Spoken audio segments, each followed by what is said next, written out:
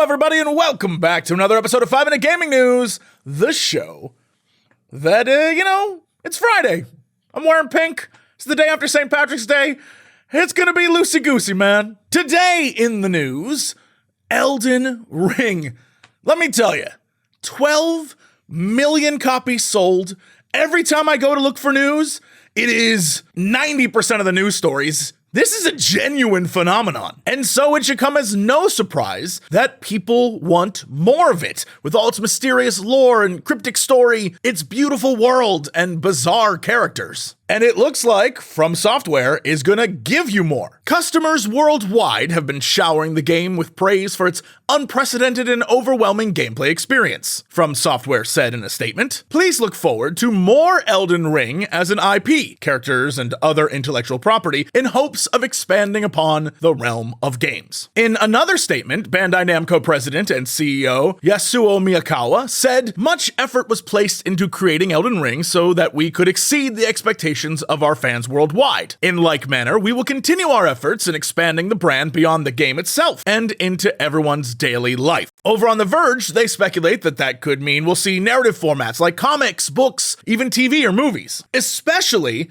since George R.R. Martin is involved. So I assume that means we will never see those last two Song of Ice and Fire books. Honestly, I have no idea what their statement really means, but if they want to make like a cool robotic animatronic little pot pal, I'm here for it. I'm ready for those. Staying in the universe of open world games, in a recent video for Bethesda's new title Starfield, Todd Howard talks about the upcoming RPG in space.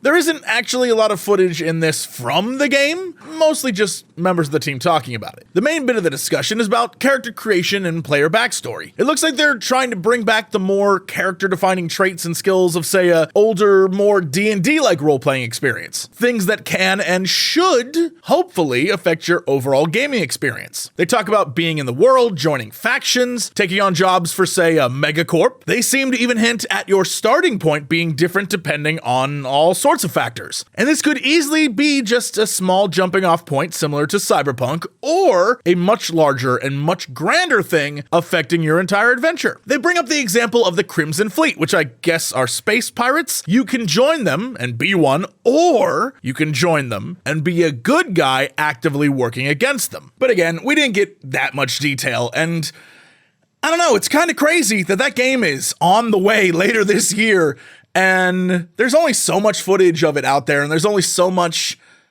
information in general. I hope we get more soon. And lastly, in the news, horror fans rejoice because it looks like Supermassive Games is giving us that spiritual successor to Until Dawn. Certainly, if you follow this channel, you are aware of Supermassive Games' smash hit Until Dawn and their follow-up horror anthology, The Dark Pictures. Well, now another game, not in the Dark Pictureverse, The Quarry, is coming. In The Quarry, 9 camp counselors are stuck staying overnight the last day of camp at Hackett Quarry, free from kids, supervision, from rules, and because they're leaning heavy into the camp horror tropes, these kids will probably get into all sorts of sexy, stupid party antics and drama until something far more sinister decides to hunt them through the night. I cannot wait. Included this time around are horror icons such as David Arquette from the Scream series, Scream Queen Lynn Shay from Nightmare on Elm Street and Insidious, Ted Raimi from Evil Dead or Candyman or The Grudge, freaking Lance Hendrickson of Aliens and Terminator famous in this,